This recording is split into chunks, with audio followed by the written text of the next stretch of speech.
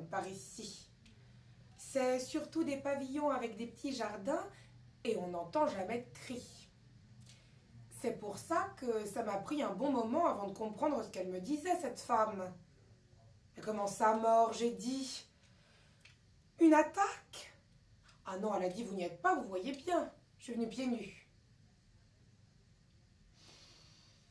Je ne la connaissais guère que pour lui dire bonjour comme ça, en passant. Mais ils ont un très beau magnolia grandiflora. Et une fois, elle était dans son jardin et je lui avais crié « Avec votre magnolia, vous avez la main plus verte que moi ?» Elle avait souri. Et elle avait juste dit « Oui !»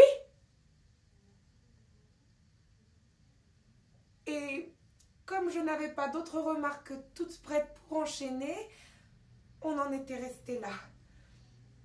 Ça m'arrive tout le temps. Je démarre une conversation et je ne sais pas comment faire pour la continuer. Plutôt blonde, l'air d'une femme un peu à bout. Visage avenant, mais avec des traits tirés. Bref, je la vois qui sort dans la rue.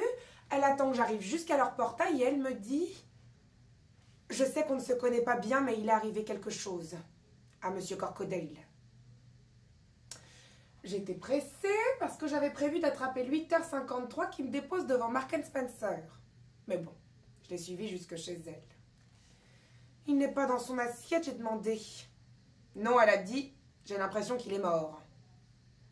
Par ici. Mais je vous préviens, Madame O'Rourke, il n'a pas de pantalon.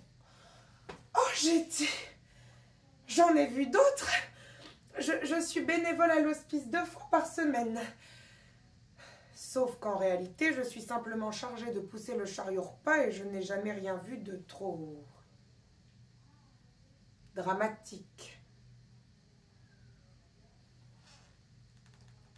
Elle portait une petite robe en lin toute simple. Il m'a semblé qu'elle avait bu. Il était allongé à plat dos sur un de ces tapis moutonneux à poils longs avec une traînée poisseuse de sang et je ne sais quoi qui lui arrivait de quelque part derrière l'oreille. Et c'est affreux à dire, parce que la première chose qui m'est venue à l'esprit, c'est que la tache